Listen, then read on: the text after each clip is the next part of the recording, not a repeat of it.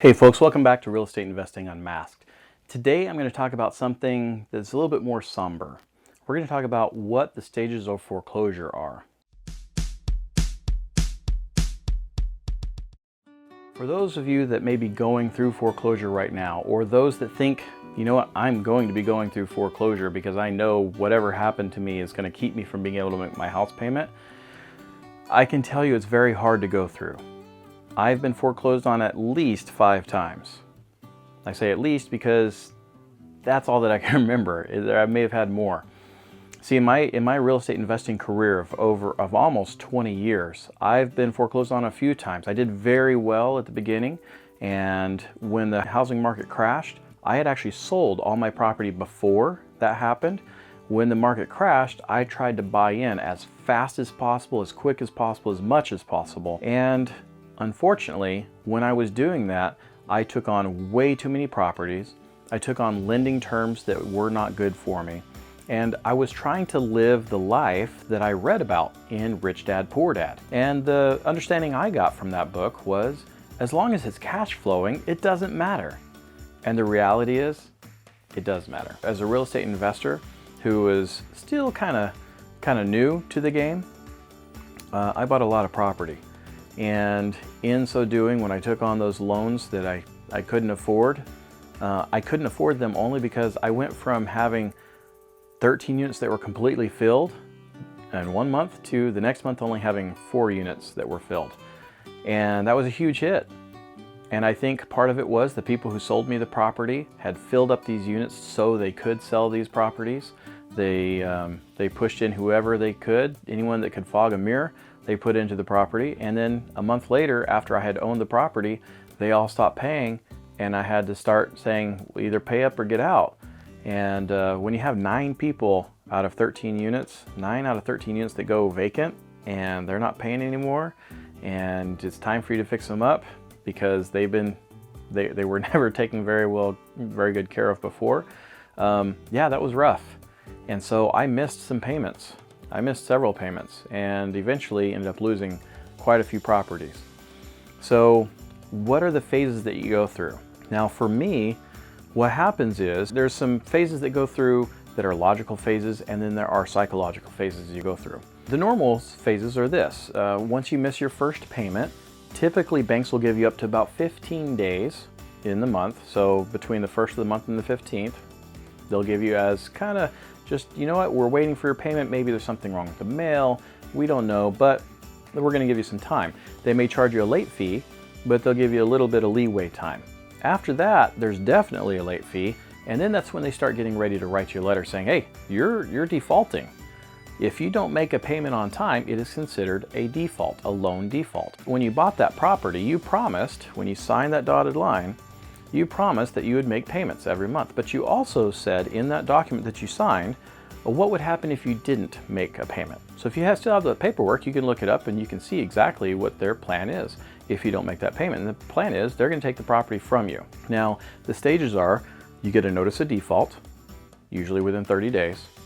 Then after that, they will notify you again, hey, you're still defaulted. You have this much to bring current, plus you have fees. And then at a certain point, they will tell you, you will have to pay lender's fee, you'll have to pay lawyer's fees, processing fees, as well as what you owe, as well as your late fees in order to bring this current. So it's not just what you owe, but it's also all these other fees and fines that the bank has to pay in order to keep your loan going, essentially. But when you get your 90-day notice, they say you have 90 days or we're going to foreclose on you.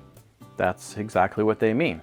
You have a window of time to bring it current or to let the property go. Now, it doesn't mean that you have to leave yet necessarily. After those 90 days are up, they will send you another letter, and that letter will say, we are selling your property and we're going to sell it on this date. It's an auction date. And on that auction date, it doesn't mean you have to be out of the house by that auction date, but it does mean that they are going to sell that house. Now, when they put that house up for sale, they're going to list it for how much you owe, plus all your late fees, plus all the professional fees for processing the loan, lawyer's fees, etc. It can be quite a bit. Then they'll list it, they'll go out to auction, you'll have a trust deed sale where you have a trustee who's essentially acting on behalf of the bank and on behalf of you, and they will sell the property to the highest bidder. If there's no one who bids, then the bank will take, or the lender will take that property back. And if it's a bank, they usually have a department called real estate owned. And they have a manager who covers all the property that is owned by the bank, the property that they have taken back from people who defaulted on their loan. They will either sell those properties at market value, or they'll sell it at less than market value. Sometimes they'll hire somebody to fix them up and sell them. For instance, I believe Berkshire Hathaway, their real estate division, was doing this back in 2009, 2010, when I was buying property like crazy. They would go in, they would buy these properties, they'd fix them up, and in some cases they'd rent them out and hold on to them knowing that the value would go up, or they'd fix them up and they'd turn around and sell them. The banks, the real estate owned manager, quite often will have a real estate agent that they will go to all the time, and they'll list those properties and you can pick them up for sale. For you as the person being foreclosed on, you have to leave that property at some point. If the bank takes the property back, they will evict you. If somebody else buys that property, they'll evict you almost immediately. As soon as they own the property, they'll put in for an eviction notice. The bank sometimes, after they have foreclosed upon you, sometimes will allow you to stay in that house, depending on what kind of market it is, because it takes time for them to do what they need to do to turn around and sell that house.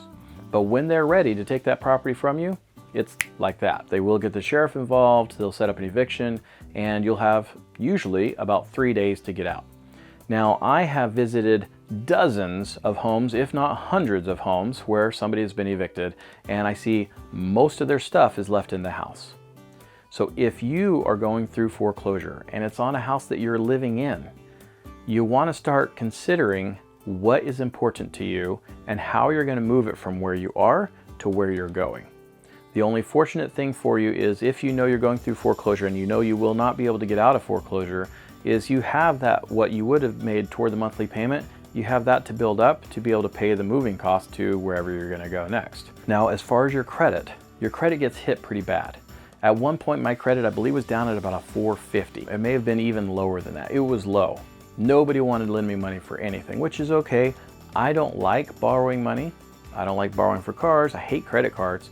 So when it comes to borrowing, you're pretty much out. I did buy a truck at one point and I paid 17% interest on that truck.